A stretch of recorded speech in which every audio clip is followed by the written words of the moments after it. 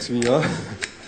Já bych tady velice rád reagoval na záležitost, že na podzim jako jedna, nebudeme jmenovat jméno, jedna poslankyně za KSČM dala takový jako návrh zákona na základě jako třeba vyvolených nebo Big Brotherů, jo, jako aby se zpřísnili zásadně pravidla jako právě vulgarijních jako výrazů z prostých slov v televizi, jo. Jo, jako že se mluví sprostě, takže se to prostě tipne, šmitec, hotovo a to, takhle. Za normalizace prostě tady byla poměrně silná cenzura. A teďka ti komanči, jo, prostě oklepali se a to je takový první drápeček, jo.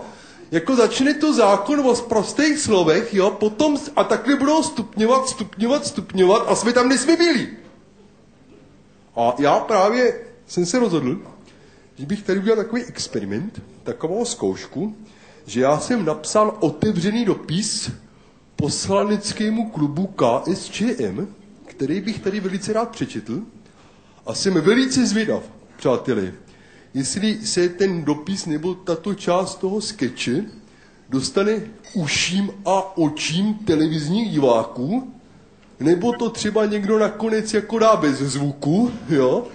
A nebo v nejhorším případě se z toho stane tradičně oblíbená trezorová záležitost. Tak pojďme to vyzkoušet, jo? Takže otevřený dopis poslaneckému klubu KSČM. Vážení a milí soudruzi, piča, kurva, čurák, mrtka, čurák, piča jebat cecky hajzel, vole, piča, mrtka, vole, kozy posraný, kozy pochcaný, vole, rozmrdaná kunda, rozmrdaná piča, vyjebanej čurák, vyjebaná prdel, posraný prkno od hajzlu, posranej splachovač od hajzlu, zamrdaná klika od koupelky, jo, kunda piča, mrdat piča, kunda, vyjebanej čurák.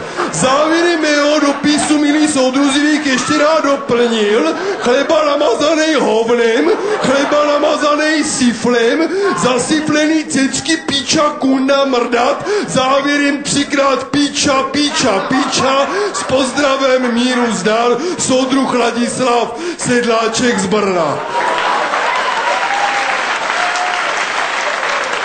Zdar jak Brno, ahoj.